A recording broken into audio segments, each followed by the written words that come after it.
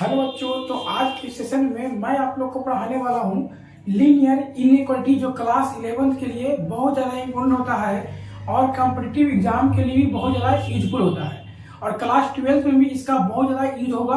तो इसे ध्यान से पढ़ेंगे और अच्छे से पढ़ेंगे, समझने की कोशिश करेंगे। ठीक है, चलिए। तो टॉपिक का नाम क्या है? लीनियर इनइक्वालिटी, जिसको हिंदी में हम लोग क्या पढ़ते हैं? रैखिक असमीकाएं।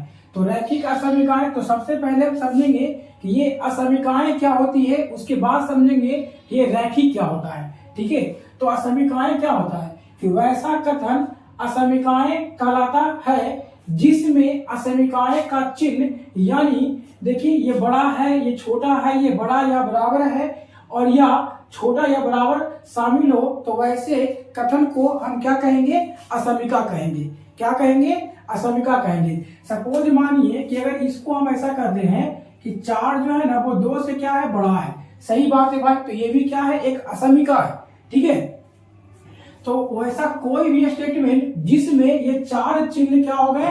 शामिल हो गए। अगर ये 4 चिन्ह शामिल हो जाएंगे तो उसको हम क्या कहेंगे कि वो जो है वो असमीका है। ठीक है, चलिए अब समझते हैं क्या कि लीनियर इनइक्वालिटी, लीनियर इनइक्वालिटी यानी कि रैखिक असमीकाएं। तो रैखिक असमीकाएं क्या होता है उसके बारे में समझते हैं। तो क्या कह रहा है कि एक चर में रैखिक असमीका, रैखिक असमीका हम लोग पढ़ रहे हैं, वो भी कितना चर में? तो एक चर में। देखो, तो सबसे पहले समझते हैं ना कि रैखिक क्या होता है। रैखिक क्या होता है? तो क्लास 10th में आप लोग पढ़े होंगे रैखिक समीकरण। ठीक है, तो रैखिक समीकरण जब पढ़े होंगे तो कुछ इस प्रकार का होगा रैखिक समीकरण, ax प्लस बी बराबर क्या? 0। और एक चैप्टर आप और पढ़े होंगे क्लास 10th में 2 चर वाला रैखिक समीकरण। तो 2 चर वाला रैखिक समीकरण में उसका स्टैंडर्ड फॉर्म क्या था? तो उसका स्टैंडर्ड फॉर्म ये था कि ax plus B Y plus C बराबर क्या? 0। तो यहाँ पर क्या है कि 2 समीकरण हम लिखे है ना। एक ये देखिए ax प्लस बी बराबर 0 और दूसरा लिखे हैं ax plus B Y plus C बराबर 0। ये दोनों को दोनों जो है ना वो रैखिक समीकरण है। दोनों क्या चीज है? रैखिक समीकरण। तो पूछोगे सर रैखिक समीकरण कैसे पहचानेंगे? तो यहाँ पर देखेंगे कि x का जो पावर है वो कितना है? 1 है। यहाँ पर बताइए जो x का पावर है वो कितना है? 1 है। यहाँ पर जो बताइए कि y का जो पावर है वो कितना है? 1 है। तो वैसा समीकरण जिसमें वेरिएबल यानी कि जो चर कहलाता है उसका पावर अगर 1 है तो उस समीकरण को हम क्या बोलेंगे? रैखिक समीकरण बोलेंगे। क्या बोलेंगे उसको? हम रैखिक समीकरण बोलेंगे। तो यहाँ पर जो दोनों लिखा हुआ है इसे हम क्या बोलेंगे? ये है अपना रैखिक समीकरण। लेकिन अभी हमें रैखिक समीकरण के बारे में नहीं पढ़ना है, अभी क्या पढ़ना है? रैखिक असमीका के बारे में पढ़ना है। तो असमीका आप क्या जाने? असमीका जाने क्या कि वैसा कथन जिसमें क्या होता है? ये 4 चिन्ह में से कोई भी चिन्ह अगर शामिल होता है तो वैसे हम असमीका कहेंगे। और रैखिक क्या होता है? तो कुछ इस प्रकार का। ठीक है, अब दोनों को मिला देंगे हम लोग, तो दोनों को जो मिला देंगे ना तो वो फिर क्या बन जाएगा? रैखिक असमीका बन जाएगा। तो रैखिक असमीका को समझने के लिए यहाँ पर कुछ लिखा हुआ है, इसको पहले समझते हैं। क्या लिखे हैं कि माना कि a कोई अशून्य वास्तविक संख्या है। a जो है ना वो कैसा है? अशून्य वास्तविक संख्या है। देखिए वास्तविक संख्या जो होता है ना वो माइनस इनफिनिटी से लेकर के प्लस इनफिनिटी तक होता है। ठीक है, माइनस इनफिनिटी से लेकर के प्लस इनफिनिटी यानी कि माइनस अनंत से लेकर के प्लस में अनंत तक होता है। वो सभी सभी क्या कहलाते हैं? रियल नंबर कहलाते हैं, यानी कि वास्तविक संख्या कहलाते हैं। अगर मैं आपसे पूछूं कि √3 क्या चीज है? वास्तविक संख्या होगा कि नहीं होगा? तो आप लोग का आंसर क्या होगा कि सर √3 सही बात है, वास्तविक संख्या होगा। क्यों? क्योंकि जो देखो, क्योंकि जितना भी नंबर है अभी तक, जितना भी नंबर आप पढ़े होगे, अगर कॉम्प्लेक्स नंबर को छोड़ दे तब तक है, तो जितना भी होल नंबर, इंटीजर, ठीक है, रियल नंबर या फिर और भी बहुत प्रकार के जितने भी नंबर पढ़े होगे वो सभी के सभी रियल नंबर में आता है।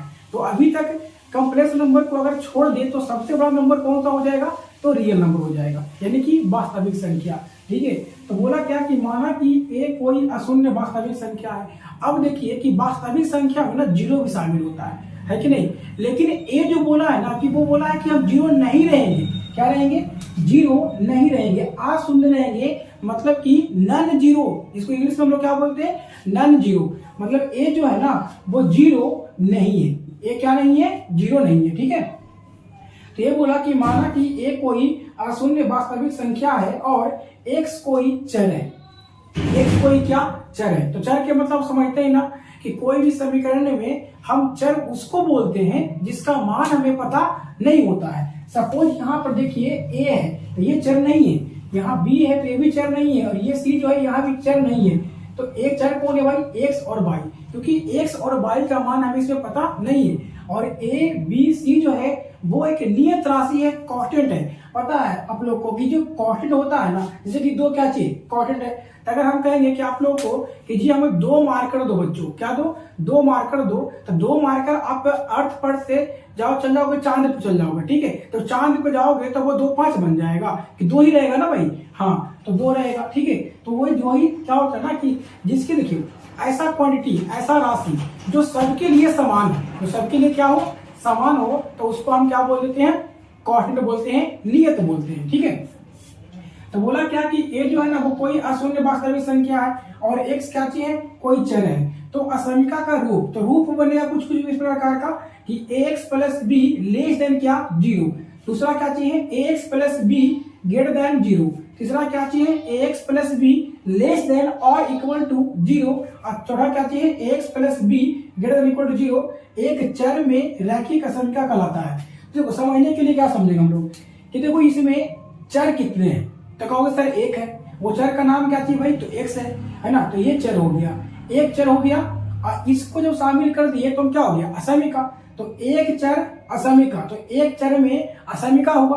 अब x का पावर कितना है, 1 है, तो एक चर में रैखिक असमीका हो गया। क्या बड़ी बात है कि नहीं, तो एक चर में क्या हो गया, रैखिक असमीका। तो यहाँ पर देख रहे हो ना कि जो लेफ्ट साइड में यहाँ पे लिखा हुआ है वो सभी के सभी क्या है, समान है। और यही चारों को ना इसमें क्या किया है, अलग अलग कर दिया है। तो इस रूप का कोई भी अपने को दिखा तो उसको हम क्या बोलेंगे कि वो एक चर में रैखिक असमीका है।